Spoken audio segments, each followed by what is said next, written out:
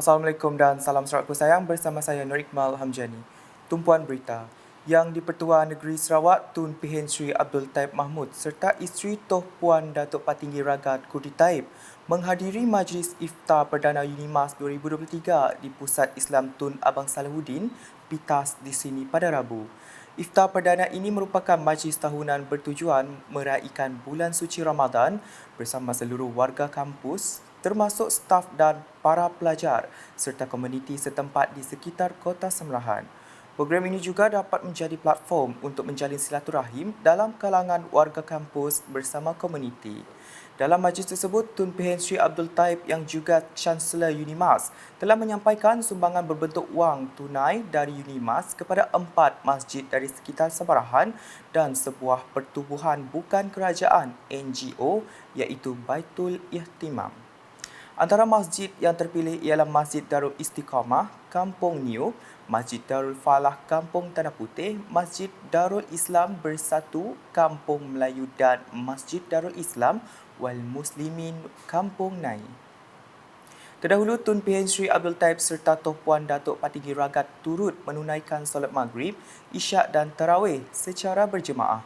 Hadir sama pengerusi Lembaga Pengarah UNIMAS Tan Sri Datuk Sri Panglima Sulong Mat Jerai, Naib Chancellor UNIMAS Profesor Datuk Dr. Muhammad Kadim Suaidi, ahli-ahli Lembaga Pengarah UNIMAS, timbalan-timbalan Naib Chancellor UNIMAS serta ketua masyarakat dan ketua kaum dari kawasan Kota Semerahan. Dalam perkembangan berkaitan, Premier Sarawak Datuk Patinggi Tan Sri Dr. Abang Abdul Rahman Zohari Tun Datuk Abang Openg telah menghadiri majlis berbuka puasa bersama penjawat awam, ketua masyarakat dan ketua kaum KMKK di Atrium Dewan Undangan Negeri Dun Sarawak pada Rabu. Majlis tersebut turut diserikan dengan kehadiran isteri Premier Sarawak Puan Sri Datuk Amar Jumaani Tun Tuanku Bujang. Turut hadir barisan menteri-menteri dan timbalan-timbalan Menteri Kabinet Sarawak, ketua-ketua jabatan, penjawat awam negeri dan persekutuan serta KMKK. Selepas berbuka puasa, majlis diteruskan dengan penyampaian sumbangan ikhlas Majlis Kebajikan dan Sukan anggota-anggota Kerajaan Malaysia Maksa Sarawak kepada 52 murid dan 13 guru dari 13 sekolah kebangsaan di kawasan Petrajaya. Antara sekolah yang terlibat ialah SK Pajar Sejingkat, SK Pasir Pandak, SK Pendidikan Khas B Kuching, SK Pulo, SK Raya Tupong, SK Rampangi, SK Tan Sri Datuk Dr. Sulaiman Daud, SK Santubong, SK Rancangan Perumahan Rakyat, SK Salak, SK Semerah Padi, SK Siol Kanan dan SK Semariang. Seterusnya, beliau bersama jemputan lain yang beragama Islam menunaikan solat maghrib, isyak dan sunat tarawih berjemaah di Surau Aras 1 Dun yang dipimpin oleh Imam Besar Negeri Sarawak Datuk Mustafa Kamal Ahmad Fauzi. Turut hadir timbalan Premier Sarawak Datuk Seri Profesor Dr. Sim Kui Hian, Speaker Dun Sarawak Tan Sri Datuk Amar Muhammad Asfia Awang Nasar, Menteri Pelancongan Industri Kreatif dan Seni Persembahan Sarawak Datuk Sri Abdul Karim Rahman Hamzah, Menteri Pengangkutan Sarawak Datuk Sri Lee Kim Shin, Setiausaha Kerajaan Sarawak Datuk Amar Muhammad Abu Bakar Marzuki dan Setiausaha Persekutuan Sarawak Ahmad Nazri Muhammad Hassan. Paparan selanjutnya. Sarawak bakal menjadi tuan rumah persidangan Persatuan Pengurusan Sukan Asia AASM 2023. Dijadual berlangsung pada 19 hingga 20 Ogos ini di Hotel Imperial Kuching. Menteri Belia Sukan dan Pembangunan Usahawan Sarawak Datuk Sri Abdul Karim Rahman Hamzah memberitahu persidangan julung kali diadakan itu bakal melihat penyertaan wakil-wakil dari Persatuan Pengurusan Sukan Negara-Negara Teluk. Kuching will be the convergence for all those who are in this area, whether they are sports students, whether they are athletes, academia, or those in this industry.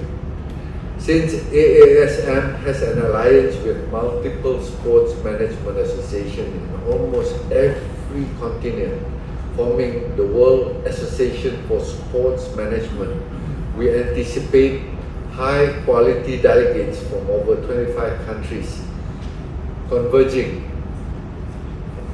to come to Kuching.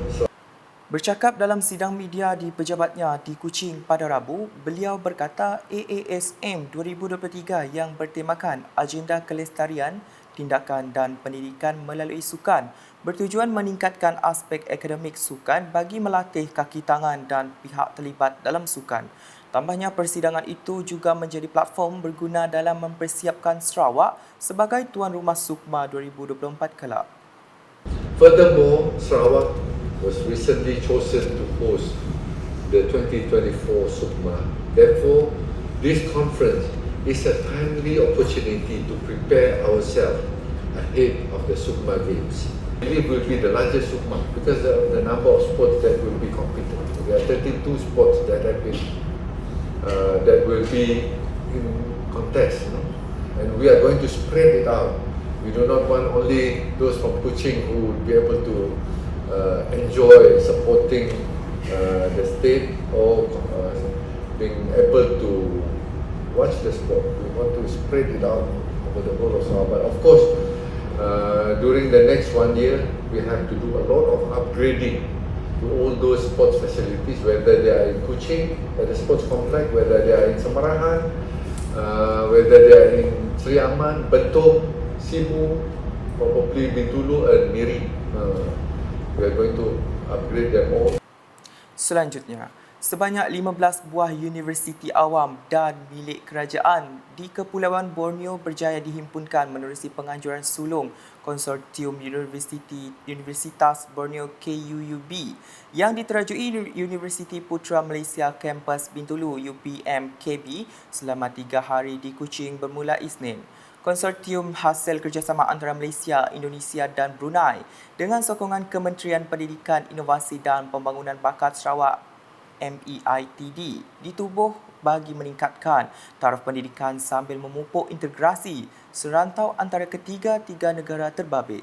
Menteri Pendidikan, Inovasi dan Pembangunan Bakat Sarawak Datuk Roland Sagawiin menerusi teks ucapan yang dibaca. Timbalan Menterinya Datuk Dr. Anwar Rapai memberitahu beliau percaya penubuhan KUUB juga akan meningkatkan kesedaran tentang kepelbagaian budaya, seni, adat, resam dan kaum serta memupuk integrasi serantau antara Malaysia, Indonesia dan Brunei. Looking ahead, we hope that there will be a planned project or programs between this year and next year following this workshop. The Ministry is always supportive of this effort, and we expect all participating universities and ministries to move to a higher level to formalize the establishment. And I was informed by Professor Shahrukh just now that it will be signed next year at the Nusantara. These efforts align with the wishes of the Sarawak government and the country to undertake this region to a top destination for a higher education and excel at the international level. Datuk Dr. Anwar berucap demikian dalam teks ucapan sempena majlis penutupan bengkel inaugural dan majlis berbuka puasa KUUB di Kuching pada Rabu. 8 universiti dari Malaysia yang mengambil bahagian dalam konsortium tersebut adalah Universiti Putra Malaysia Kampus Bintulu UPMKB, Universiti Malaysia Sarawak UNIMAS, Universiti Teknologi Mara UiTM Sarawak UiTM Sabah, Universiti Teknologi Swinburne Kampus Sarawak, Curtin University Malaysia, Universiti Teknologi Sarawak UTS dan Universiti Malaysia Sabah UMS. 3 universiti dari Brunei pula adalah Universiti Brunei Darussalam, Universiti Islam Sultan Sharif Ali dan Universiti Teknologi Brunei. Manakala terdapat 4 universiti dari Indonesia iaitu Universitas Borneo Tarakan, Universitas Lambung Mangkurat, Universitas Mula Warman dan Universitas Tanjung Pura.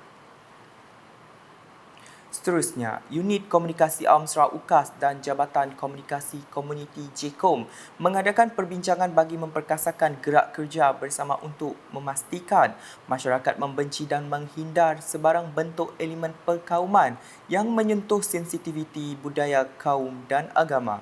Timbalan Menteri di Jabatan Premier Sarawak Hal Ehwal Korporat Penerangan dan UKAS, Datuk Abdullah Saidul berkata, Premier Sarawak Datuk Patinggi Tan Sri Dr. Abang Abdul Rahman Zohari Tun Datuk Abang Openg ada menegaskan bahawa kerajaan negeri tidak akan teragak-agak untuk menggunakan kuasa immigration bagi menyekat sesiapa yang cenderung ke arah amalan atau budaya politik yang melampau.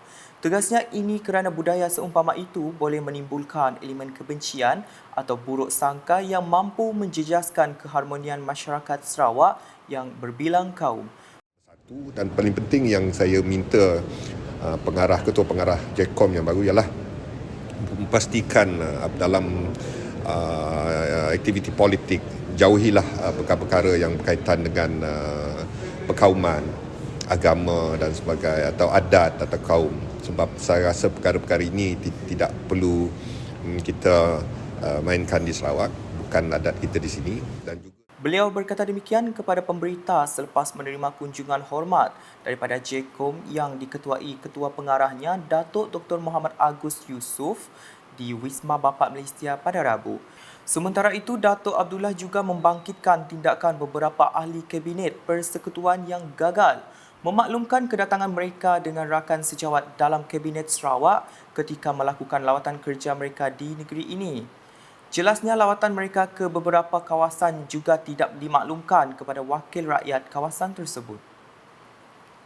Ke perkembangan berikut, Majlis Islam Sarawak MIS telah memperuntukkan lebih 1.5 juta ringgit sebagai sumbangan dana pengurusan Ramadan untuk Masjid Surau dan Tanah Perkuburan Islam di negeri ini. Timbalan Menteri Utiliti dan Telekomunikasi Sarawak, Datuk Dr. Abdul Rahman Junaidi berkata, setiap wakil jawatankuasa Masjid, Surau dan Tanah Perkuburan Islam dari bahagian Kuching, Samarahan dan Serian telah tampil untuk menerima sumbangan tersebut. Ringgit telah pun disampaikan di mana RM1,000 pada setiap masjid dan tersebut di seluruh Sarawak. Itu juga dengan 450 jawatankuasa tanah perkuburan. Tapi kita hanya menyampaikan kepada yang berdaftar. Sebagian yang masih belum berdaftar, belum ada jawatankuasa, kita belum. Beliau berkata demikian semasa menyempurnakan majlis penyampaian sumbangan tersebut di sini pada Rabu. Dalam majlis sama turut disampaikan sumbangan umat Islam Sarawak untuk mangsa gempa bumi Turkiye dan Syria sebanyak RM350,000 kepada timbalan Ketua Pengarah Operasi Jabatan Kemajuan Islam Malaysia JAKIM, Ruslan Said. Datuk Dr. Abdul Rahman berharap sumbangan tersebut dapat meringankan beban umat-umat Islam yang ditimpa musibah. Manakala di Bintangor, dengan sejumlah RM50,000 peruntukan projek transformasi luar bandar RTP disalurkan bagi menaik taraf prasarana Jalan Kayet Batu 3 KGT Bintangor. Majlis penyerahan tapak projek itu disempurnakan oleh Ahli Dewan Undangan Negeri Adun Meradong, Datuk Ding Kuang Hing pada Selasa. Menurut Datuk Ding, projek tersebut akan diseliakan oleh Jabatan Pengairan dan Saliran Bahagian Sarike dan dijangka siap dalam masa sebulan. Beliau dalam pada itu berharap para penghuni di Jalan Kayet memberi kerjasama kepada kontraktor yang telah dilantik dalam pelaksanaan projek tersebut. Sekian edisi Tengah Hari bersama saya Nur Iqmal Hamjani. Berita lebih lanjut boleh didapati di semua platform media sosial UKAS termasuk portal ukas.sarawak.gov.my dan UKAS channel di YouTube. Sebelum mengakhiri buletin UKAS, saksikan sorotan Majlis Berbuka Puasa Premier Sarawak bersama penjawat awam, Ketua Masyarakat dan Ketua Kaum KMKK di Dewan Undangan Negeri Dun Sarawak pada Rabu. #Menyebar Fakta, salam UKAS.